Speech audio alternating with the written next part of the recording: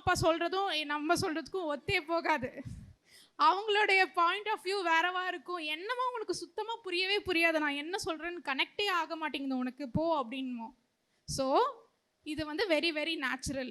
So ஒரு youth இன்னொரு யூத்துக்கு வந்து சொல்லி கொடுக்கும்போது ஓகே இது வந்து ரொம்ப டிஃப்ரெண்ட் இல்லை, மெடிடேஷன்னா ஏன் யூத் எதுக்கு மெடிடேஷன் பண்ணணும், நான் வந்து ஏன் வந்து உட்காரணும், நான் வந்து ஜாலியாக விளாடணும் ஆடணும் இந்த வயசில், எனக்கு ஏன் மெடிடேஷன் அப்படின்ற தாட் ப்ராசஸில் இருந்து வெளியில் வந்து சயின்டிஃபிக்காக எத்தனையோ பெனிஃபிட்ஸ் இருக்குது meditation. Meditation is not just a philosophical thing.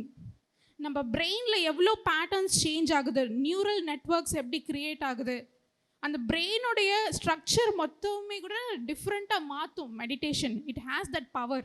So நிறைய சயின்டிஸ்ட் வந்து ரிசர்ச் பண்ணி பேப்பர்ஸ் வந்து பப்ளிஷ் பண்ணிட்டு இருக்காங்க. What is the impact of meditation? So it is purely scientific thing. So ஒரு யூத் இன்னொரு யூத் கிட்ட சொல்லும்போது தான் இது வந்து புரியும்.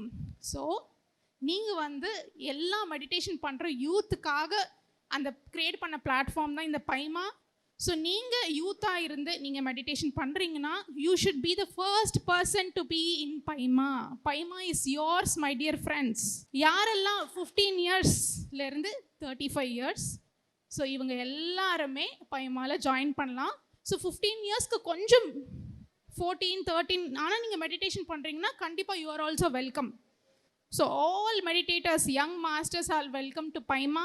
ஸோ இந்த பைமா அப்படின்றது டிஃப்ரெண்ட் இடத்துல நடந்துட்டுருக்கு. ஸோ நார்த்தில் ஒரு ஆக்டிவ் குரூப் இருக்குது, அதே மாதிரி கர்நாடகாவில் ஒரு குரூப் இருக்குது, ஆந்திராவில் ஒரு குரூப் இருக்குது, தமிழ்நாடுலேயும் பைமா குரூப் இருக்குது, பைமா தமிழ்நாடு. ஸோ இங்கே இருக்கிற எல்லா யூத்துமே பைமா தமிழ்நாடுல வரணும், ஜாயின் பண்ணணும். ஸோ எல்லா டிஸ்ட்ரிக்ட்ஸ்லேயும் எல்லா ஸ்டூடெண்ட்ஸும் எல்லா யூத்துமே ஷுட் பி பார்ட் ஆஃப் பைமா.